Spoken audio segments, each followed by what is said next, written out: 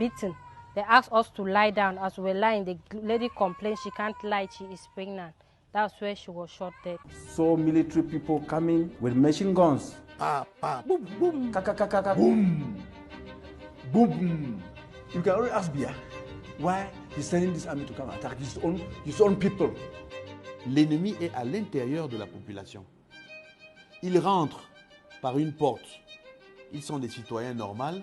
Ils ressortent par la porte de derrière. Ils ont une arme. Ils sont des sécessionnistes. Et c'est ce qui rend difficile ce combat.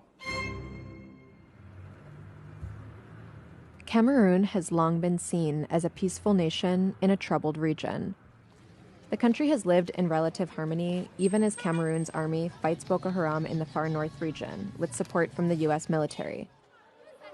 The Central African country is bilingual. The majority of Cameroonians speak French, and around 20% of the population are English speakers. But the English-speaking minority has long complained they are treated as second-class citizens. In late 2016, their struggle for equal rights turned violent. Now, the country is on the brink of civil war.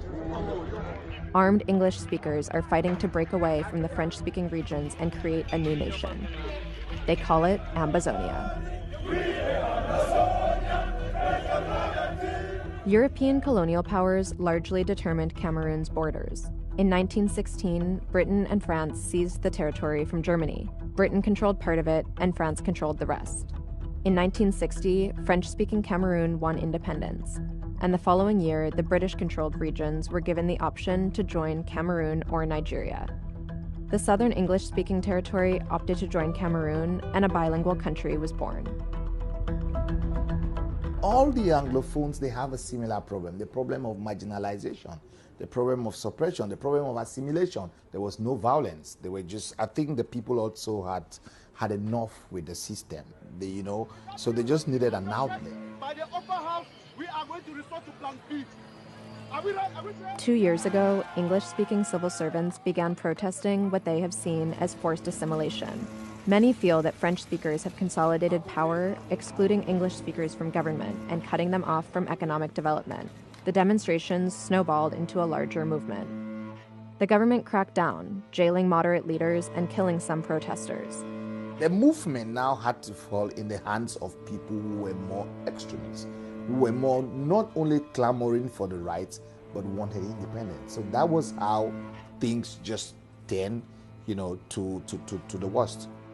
And as the violence grew, many with more moderate views were radicalized. I don't want Cameroon anymore. I want to fight for a new country. English speakers who support the cause imagine a nation where they control their own government and resources. Now, the national military finds itself fighting civilians turned armed secessionists.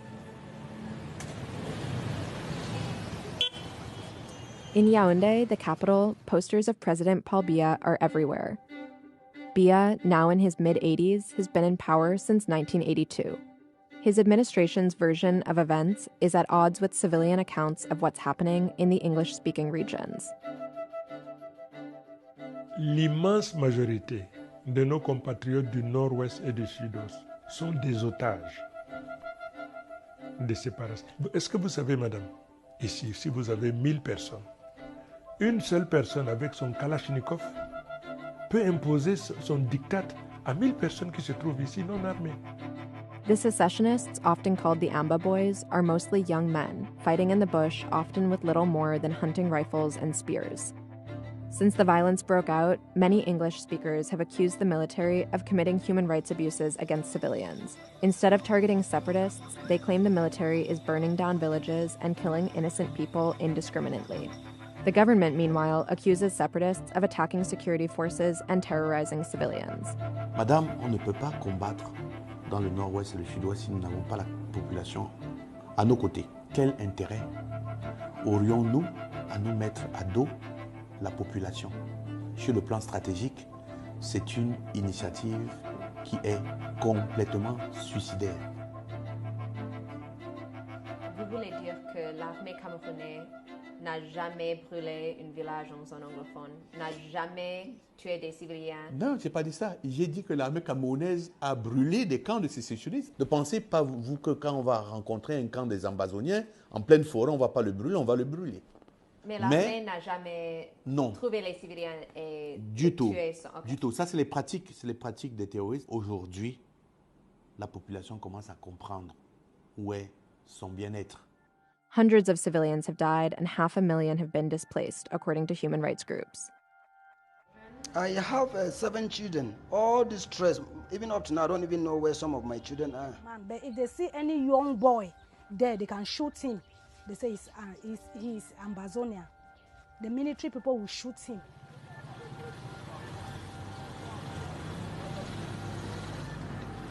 The Washington Post visited Douala, a major port city near the southwest English-speaking region. Displaced people there described when the national military came to their villages. So I saw two armies 100 meters away from me on my both sides, and then some were coming from my left, some from the right. So I ran from there to the backyard. Fortunately, there was a hole there, so I stayed in the hole until when I came out, I saw that my house was burnt. I said, if they meet me, okay. If they kill me, okay, I will die. There was serious shooting at that around 6:30. Those Amber boys, their own gun was shot, bah, bah, bah, bah.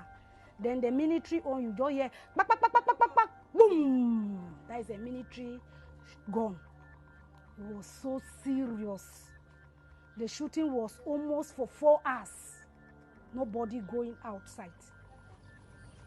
We were just sitting in the square where some people were selling, were drinking. So they came and they just surprised people. We were arrested, so they asked us to lie down. We were beaten. They asked us to lie down. As we were lying, the lady complained she can't lie, she is pregnant. That's where she was shot dead. Members of Cameroon's Rapid Intervention Battalion, also known as BIR, received training and support from around 300 U.S. troops in the country's far north region, where the military is fighting a separate battle against Boko Haram militants. U.S. officials insist they are taking measures to ensure training and equipment intended for counterterrorism are not being used in the country's English-speaking regions. Some English speakers said they witnessed BIR carrying out human rights abuses in their villages. Yeah, they came in their truck and they were wearing a black vest with BIR written on it, on their chest and on their back. After Douala, the Post visited Chang. Civilians there were still living in fear of reprisal from the government.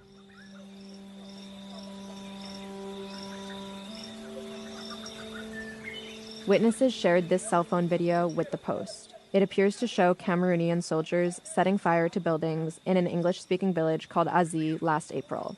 In a separate investigation, the BBC matched the location in the video to satellite imagery consistent with fire damage in Azi. I saw in my eyes the military with the armor car. They stood a very long distance. They stood in Azi. One grandmother was running. She could have been around by 90. She was trying to escape. The shoot came and got her on her back. She just fell and died on the spot. The way the grandmother died, because they couldn't enter like this. Behind here, there was a very big hole. Their problem, the military in Cameroon and La Republic, their problem is just that immediately they realize that you are from the English-speaking part of the country. You don't deserve being alive. That is their problem. In response to the specific testimony included in this report, the Cameroonian military said the allegations were false and that they amounted to propaganda. The Post was unable to independently verify civilian testimony of military abuse, but human rights groups have reported similar accounts from the regions. Officials refused repeated requests from the Post to travel to Buea, the capital of the southwest English-speaking region. They insisted the city was mainly secure, but they warned that separatists would target foreigners. Access to the English-speaking areas is increasingly limited, with military checkpoints established between the regions. Disinformation campaigns from the separatists and the government have made it more difficult to differentiate fact from fiction. Eventually, a local journalist filmed these scenes in Buea for the Post. This is what the city looks like on a calm Thursday. But, the journalist told the Post, on Mondays, these same streets are empty. Only security forces are outside. For the past 2 years, the English-speaking regions have observed a ghost town protocol on Mondays. Schools, shops, and businesses all close. Ghost towns originally began as a peaceful protest. Now, the journalist says, civilians don't leave their home out of fear of retaliation from both the separatists and the military. Si les gens adhèrent à votre vision, vous n'avez pas besoin d'utiliser la violence. Il faut qu'ils brûlent les boutiques, il faut qu'ils amputent les gens, il faut qu'ils empêchent par la violence aux enfants d'aller à l'école. Ça atteste donc de ce que c'est par la violence, par la terreur, par l'intimidation qu'ils imposent leur doctrine sécessionniste.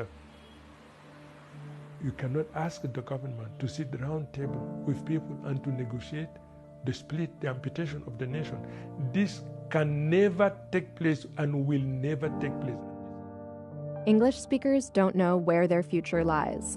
Many fear the separatists are fighting a losing battle. Many simply want to return home. Others are willing to take up arms to defend the dream of Ambazonia until the very end. There's no turning back. There's no turning back. There's no turning back. No one day.